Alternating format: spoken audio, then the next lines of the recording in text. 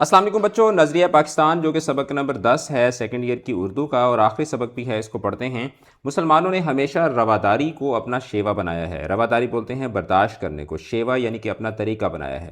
لیکن جب کفر و الحاد یعنی کفر اور الحاد بولتے ہیں یعنی کہ لادینی کو، یعنی اللہ تعالیٰ پر یقین نہ رکھنا۔ لیکن جب کفر و الحاد اپنا غلبہ حاصل کرنا چاہتا ہے تو مسلمان اس کے مقابلے میں ڈٹ کر کھڑا ہو جاتا ہے۔ یعنی یہاں پر یہ بتایا جا رہا ہے کہ مسلمان ویسے تو لڑاکا نہیں ہوتا، ویسے تو وہ شر پسند نہیں ہوتا، ویسے تو وہ فساد نہیں چاہتا، لیکن جب بات کفر و الحاد اور اسلام کی آئے، یعنی کہ جب کفر جو ہے وہ اسلام پر حملہ آور ہوتا ہے تو اس صورت میں مسلمان بہادر بن جاتا ہے اور وہ ڈٹ کر کھڑا ہو جاتا ہے۔ بادشاہ اکبر کی بے جا یعنی کہ ضرورت سے زیادہ رواداری اور ملکی سیاست میں ہندوؤں کے عمل دخل کی وجہ سے ملک میں، آپ کو پتہ ہے کہ جو اکبر بادشاہ تھا وہ بہت ایک لبرل قسم کا بادشاہ تھا، جس نے ہندوؤں کو بہت زیادہ جو ہے وہ شہ دے رکھی تھی۔ تو اور اس نے اپنا ایک دین اکبری نام سے اس نے اپنا ایک آئین بھی نکالا تھا، اور اس نے ہندوؤں اور مسلمانوں کی شادی کو بھی اس نے جائز قرار دے دیا تھا۔ تو اس طرح کے اس کے جو طور طریقے تھے، تو بادشاہ اکبر کی بے جا رواداری اور ملکی سیاست میں ہندوؤں کے عمل دخل کی وجہ سے، یعنی ان کی انٹرفیئرنس کی وجہ سے ملک میں کافرانہ طور طریقے اس قدر رائج ہو گئے تھے کہ مسلمانوں کی آزادی خود اس کے دینی معاملات میں بھی ختم ہو گئی تھی۔ چنانچہ اکبر کے آخری دور میں اسلام کی سربلندی کے لیے حضرت مجدد الف ثانی کھڑے ہوئے۔ آپ نے جہانگیر بادشاہ کے زمانے میں محض دین کی خاطر قید و بند کی سختیاں، یعنی کہ قید یعنی کہ جیل کی سختیاں جھیلیں، برداشت کیں، اور اسلامی قدروں کو یعنی اسلام کی اقدار کو نئے سرے سے فروغ دیا۔ اس کے اثر سے شاہ جہاں کے بعد، یعنی کہ اکبر کا بیٹا تھا جہانگیر کا بیٹا تھا شاہ جہاں، اور شاہ جہاں کا بیٹا تھا اورنگزیب عالمگیر۔ تو یہ سارے جو تھے یہ دین کے خادم بنے، لیکن اورنگزیب کے بعد ہی اس کے بیٹوں کے باہمی نفاق یعنی کہ باہمی نفرت اور کمزوری کی وجہ سے مغلیہ سلطنت کا زوال شروع ہو گیا۔ مرہٹوں اور انگریزوں کے کئی گروہوں نے سر اٹھایا، یعنی سازشیں جو تھیں وہ شروع ہو گئیں۔ انگریزوں نے اپنے قدم جمائے اور ملک میں انتشار یعنی کہ بدامنی پھیل گئی۔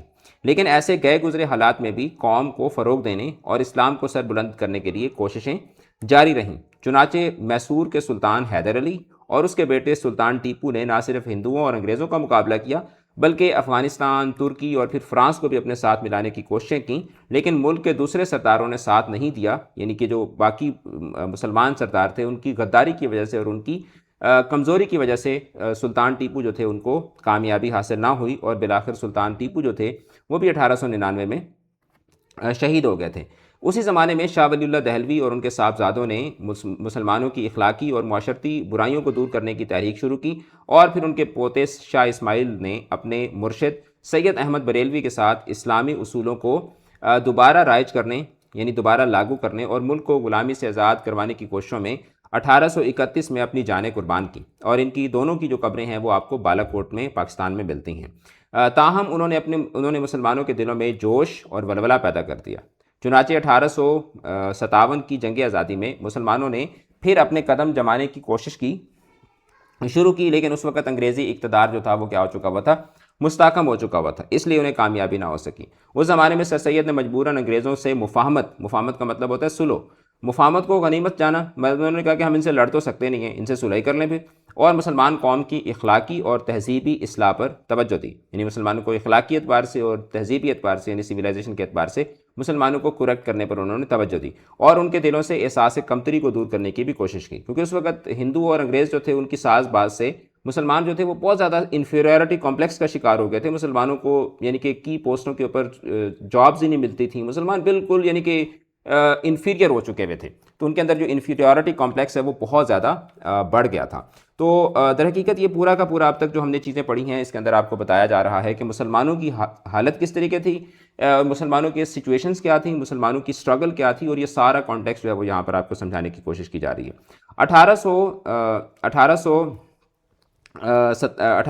یہ ہو گیا 1858 میں، ٹھیک ہے، 1885 تو یہ بنتا ہے 1885۔ 1885 میں یعنی 1885 میں ہندوؤں نے کانگریس کی بنیاد ڈالی اور ظاہر یہ کیا کہ وہ ملک کی تمام قوموں کو ان کے حقوق دلوائیں گے، لیکن بعد میں پتہ چلا کہ وہ صرف اپنے حقوق کا تحفظ چاہتے تھے۔ اب یہاں پر آپ کو اس پیراگراف کے اندر بتایا جا رہا ہے کہ کانگریس کس لیے وجود میں آئی تھی، اور کانگریس کے بعد جو مسلم لیگ ہے وہ کس لیے بنی تھی۔ انہوں نے مسلمانوں کو ان کے کاروبار سے بھی محروم کرنے کی کوشش کی، اور وہ سرکاری ملازمتوں پر بھی قابض ہو گئے، نیز انہوں نے مسلمانوں کی مشترکہ زبان اردو کے مقابلے میں ہندی کو قائم کر دیا۔ تو سر سید نے مسلمانوں کو ہندوؤں کی اس کانگریس اور ان کی سیاست سے علیحدہ کرنے کی کوشش کی، اور ان کے ایک دوست مولانا محمد قاسم، یعنی مولانا محمد قاسم نانوتوی جو ہیں، ان کی یہاں پر بات ہو رہی ہے۔ ایک دوست مولانا محمد قاسم نے دیوبند میں مسلمانوں کی دینی تعلیم کی طرف توجہ دی۔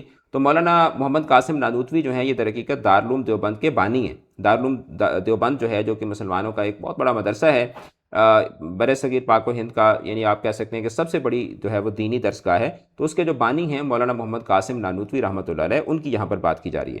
تو ان کے ایک دوست مولانا محمد قاسم رحمۃ اللہ علیہ نے دیوبند میں مسلمانوں کی دینی تعلیم کی طرف توجہ دی۔ پھر سر سید کے ایک رفیق، یعنی کہ سر سید کے ایک دوست نواب وقار الملک نے 1906 میں کل ہند سے مراد کیا ہے؟ آل انڈیا، جس طرح انگریزی میں آپ پڑھتے ہیں آل انڈیا مسلم لیگ، کل ہند مسلم لیگ کے نام سے مسلمانوں کی ایک الگ تنظیم کی بنیاد ڈالی۔ یہ تنظیم ڈھاکے میں قائم ہوئی۔ ڈھاکہ کیا ہے؟ بنگلہ دیش کا موجودہ دارالحکومت ہے۔ یہ تنظیم ڈھاکہ میں قائم کی گئی تھی، جہاں ہندوؤں نے سازش کر کے مسلمانوں کو ذک پہنچانے کے لیے، یعنی مسلمانوں کو تکلیف نقصان پہنچانے کے لیے، مشرقی بنگال اور آسام کا وہ صوبہ جس میں مسلمانوں کی اکثریت تھی ختم کرا دیا، اور 1911 میں اسی علاقے کو پھر بنگال میں شامل کر دیا۔ تو وہ جو تقسیم بنگال، تضمیم بنگال، تو وہ سارا کانٹیکسٹ جو ہے وہ آپ نے پاکستان اسٹڈیز کے اندر بھی پڑھا ہوگا۔ اسی زمانے میں پہلی جنگ عظیم چھڑ گئی، جس میں انگریز کا مقابلہ، یہاں پر تحریک خلافت والا سارا جو کانٹیکسٹ ہے وہ آپ کو بتایا جا رہا ہے۔ اسی زمانے میں پہلی جنگ عظیم چھڑ گئی، جس میں انگریز کا مقابلہ جرمنی سے ہوا، اور ترکی نے جرمنی کا ساتھ دیا۔ ہندوستان کے مسلمان چونکہ ترکی کے سلطان کو حجاز کی خدمت کرنے کی وجہ سے خلیفہ اسلام سمجھتے تھے، ٹھیک ہے، جس کو آپ وہ آٹومن کیلیفیٹ بھی آپ بولتے ہیں، یعنی کہ خلافت عثمانیہ۔ تو اور اس وقت میں جو حجاز ہے، ٹھیک ہے، یعنی کہ جو حجاز مقدس جس کو بولتے ہیں، مکہ اور مدینہ، تو وہ بھی اس وقت جو ہے وہ ترکی کے یعنی کہ جورسڈکشن میں آتا تھا۔ تو اس وجہ سے وہ اس کو خلیفہ اسلام سمجھتے تھے، اس لیے انہوں نے مالی اور طبی امداد بھی باہم پہنچائی۔ اب آپ یہاں پر کانٹیکسٹ کو سمجھیں کہ انگلینڈ جو ہے، انگلینڈ کی لڑائی ہو رہی ہے کس کے ساتھ؟ جرمنی کے ساتھ۔ اب جو سب کانٹیننٹ کے لوگ ہیں، ٹھیک ہے، جس کو میں یہاں پہ انڈیا لکھ دیتا ہوں، اب جو انڈیا کے لوگ، اب جرمنی کا ساتھ دے رہا ہے کون؟ جرمنی کا ساتھ دے رہا ہے ترکی۔ اب جو انڈیا کے لوگ ہیں وہ بیک وقت ان کی ترکی کے ساتھ بھی وابستگی ہے، لیکن وہ انگلینڈ کی ڈومینین میں آتے ہیں۔ تو اب جو انڈیا کے لوگ ہیں وہ بیچارے کیا ہیں؟ اب ان کو سمجھ نہیں آ رہی کہ وہ ترکی کا ساتھ دیں، ترکی کا ساتھ دیتے ہیں تو وہ جرمنی کا ساتھ دیتے ہیں، اور جرمنی کا ساتھ دیتے ہیں تو وہ انگلینڈ کے خلاف ہے، اور اگر وہ انگلینڈ کا ساتھ دیتے ہیں تو پھر وہ ترکی کے خلاف ہیں، ٹھیک ہے۔ تو ترکی جو ہے ان کے ساتھ اس کی مسلمانوں کی کیا ہیں؟ دینی عقیدت کے اعتبار سے جو ہے وہ جذباتی وابستگیاں تھیں۔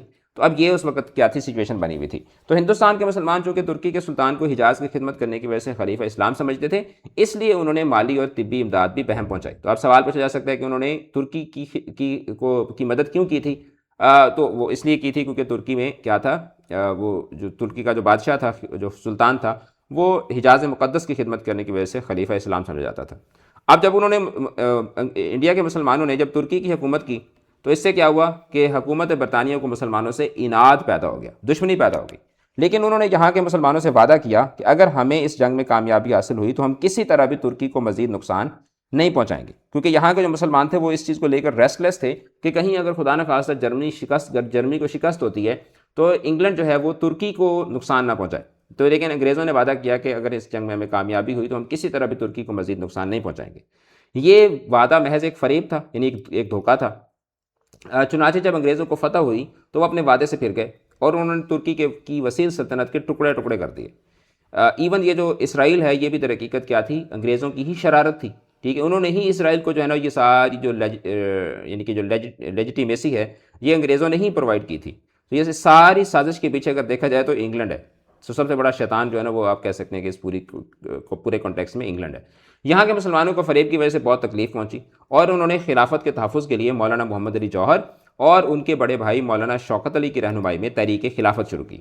آپ کو پتہ ہوگا کہ مولانا محمد علی جوہر جو ہیں، ان کی جو قبر ہے وہ بھی بیت المقدس میں، مطلب وہ اتنا زیادہ اس چیز کو لے کے وہ تھے، اتنا زیادہ وہ اس چیز کو لے کے سیریس تھے، اتنے سنجیدہ تھے، اتنے کمیٹڈ تھے کہ انہوں نے کہا تھا کہ مجھے دفن بھی وہیں پہ کیا جائے۔ اور مولانا محمد علی جوہر جو ہیں واحد پاکستانی ہیں، آپ کہہ سکتے ہیں کہ واحد ہندوستانی ہیں جن کی قبر جو ہے وہ بیت المقدس میں ہے، ٹھیک ہے، بیت المقدس میں۔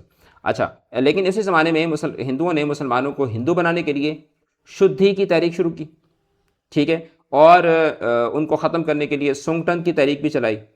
پھر 1928 میں کانگریس نے جو نہرو رپورٹ شائع کی اس میں مسلمانوں کے لیے علیحدہ نمائندگی کا اصول جو وہ 12 سال پہلے تسلیم کر چکی تھی اس کو بالکل نظر انداز کر دیا. تو اب کیا ہے کہ ون آفٹر اندر ایسے کانٹیکس ڈیولپ ہو رہے ہیں کہ جس سے مسلمانوں کے لیے ایک الگ ملک جو ہے اس کی ضرورت ناگزیر ہوتی جا رہی ہے.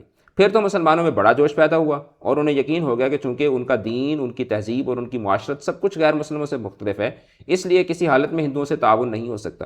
چنانچہ 1930 میں مسلم لیگ کے الہ آباد والے اجلاس میں علامہ اقبال نے مسلمانوں کے لیے ایک علیحدہ وطن پاکستان بنانے کی تجویز پیش کی.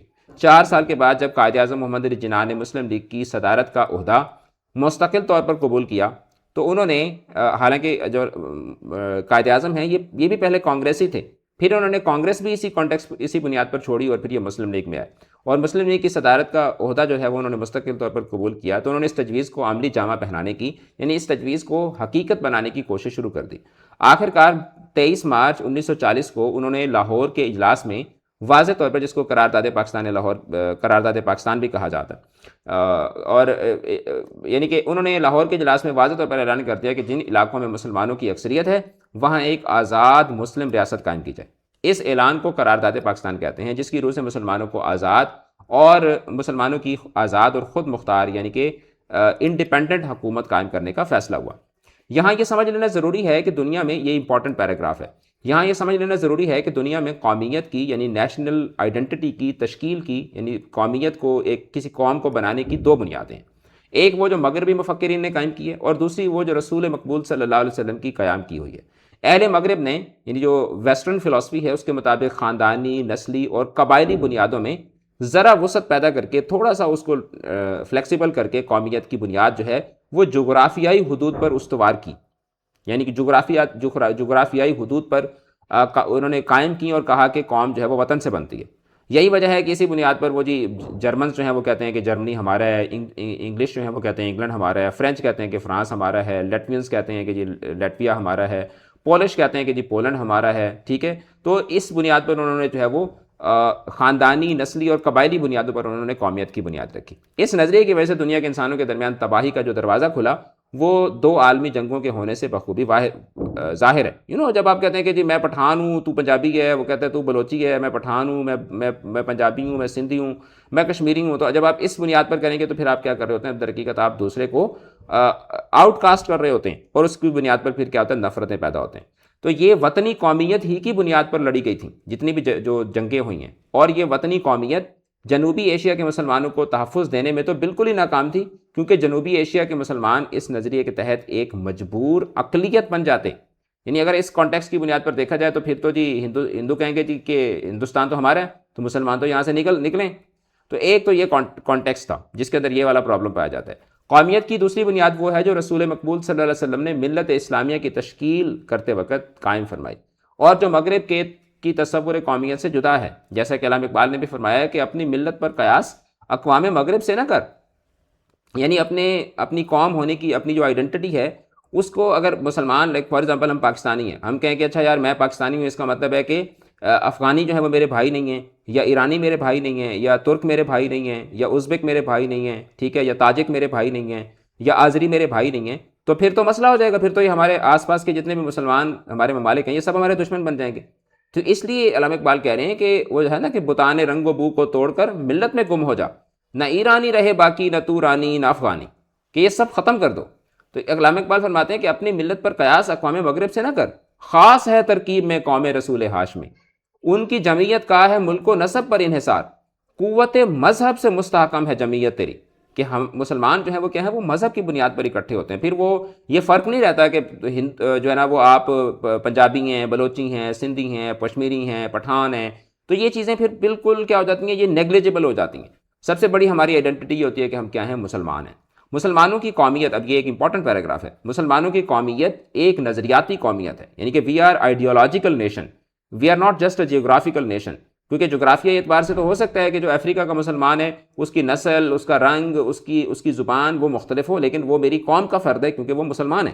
تو مسلمان جو ہیں وہ کیا ہے؟ وہ ایک نظریاتی قوم ہے جو مسلمانوں کی قومیت ایک نظریاتی قومیت ہے جو لا الہ الا اللہ پر قائم ہے. یعنی کہ یہ نسل، رنگ اور وطن کی بنیاد پر نہیں، بلکہ ایک نظریے، ایک عقیدے، ایک کلمے کی بنیاد پر وجود میں ہے. اس نظریاتی پہلو کو نمایاں کرنے کے لیے اسے ملت کہا گیا. ایسی نظریاتی قومیت جس میں ہر نسل، ہر رنگ اور ہر جغرافیائی خطے کے لوگوں کے لیے جگہ ہوتی ہے۔ اور حقیقت یہ ہے کہ جنوبی ایشیا کے مسلمانوں کو، جن میں ہر نسل، ہر رنگ اور مختلف جغرافیائی خطوں کے لوگ شامل تھے، ایک ایسی قوم کے ماتحت اقلیت بن کر رہنا منظور نہ تھا جو اسلامی قومیت کے برعکس ذات پات، چھوت چھات اور بت پرستی کے بندھنوں میں جکڑی ہوئی تھی۔ یعنی اب جو ہندو ہیں ان کے اندر تو قومیت کا کانٹیکسٹ ہی الگ ہے، وہ تو اپنی قوم کے لوگوں کو ہی جو ہے نا وہ اپنی قوم کا آدمی نہیں سمجھتے۔ یعنی کہ جو ہندو ہیں، ہندوؤں کے اندر بھی جو برہمن ہیں، وہ یعنی کہ جو شودر ہیں ان کو وہ انسان ہی نہیں سمجھتے، وہ کھتریوں کو مطلب ان کے اندر اپنی قوم کے اندر اتنی زیادہ ان کے اندر ذات پات کا چکر ہے۔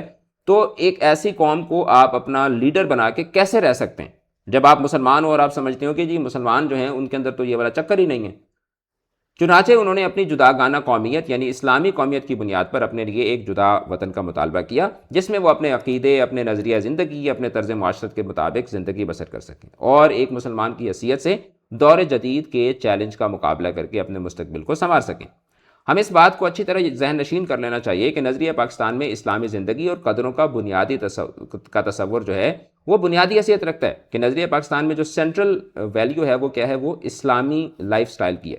اخوت، مساوات، عدل، دیانت، انسانی ہمدردی اور عظمت کردار کے بغیر، یعنی ان تمام چیزوں کے بغیر نظریہ پاکستان کو فروغ نہیں ہو سکتا۔ جب آپ چھوٹے ذہن کے مالک ہوں گے اور آپ کہیں گے میں تو پٹیاں، میں تو جاٹاں، میں تو یوسف زئی ہوں، میں تو جی اورک زئی ہوں، ٹھیک ہے، میں تو جی سدو زئی ہوں، تو میں تو جی فلانے کو انسان ہی نہیں سمجھتا۔ تو اگر آپ اس طریقے کی آپ کے اندر اخوت ہی نہیں ہوگی، مساوات ہی نہیں ہوگی، عدل ہی نہیں ہوگا، آپ اگر ذات پات کے چکروں میں پڑے رہیں گے تو پھر نظریہ پاکستان کو تو فروغ نہیں ہو سکتا۔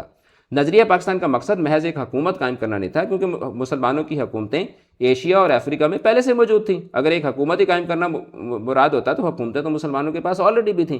نظریہ پاکستان کا مقصد جو تھا وہ اسلامی اصولوں کی ترویج و اشاعت یعنی کہ پھیلانا اور اہل اسلام کے لیے ایک مثالی مملکت کا نمونہ فراہم کرنا تھا۔ یہی وجہ ہے کہ دنیا کے اندر دو ہی آئیڈیولوجیکل سٹیٹس ہیں، دنیا کے اندر دو آئیڈیولوجیکل یعنی کہ آئیڈیالوجی کی بنیاد پر جو ملک قائم ہوئے ہیں، اس میں سے ایک پاکستان ہے اور دوسرے کو ہم تسلیم ہی نہیں کرتے، ٹھیک ہے۔ تو آپ کو سمجھ آ گئی ہے کہ میں کس کی بات کر رہا ہوں۔ باقی جتنے بھی ملک ہیں، جتنی بھی قومیت ہیں، وہ ساری کی ساری کیا ہیں، وہ مغربی جو نظریہ قومیت ہے اس کی بنیاد پر قائم ہے۔ پاکستان قائم کرنے کا فیصلہ ہندوؤں کو بہت ناگوار گزرا۔ انہوں نے پوری کوشش کی کہ یہ مملکت قائم نہ ہونے پائے۔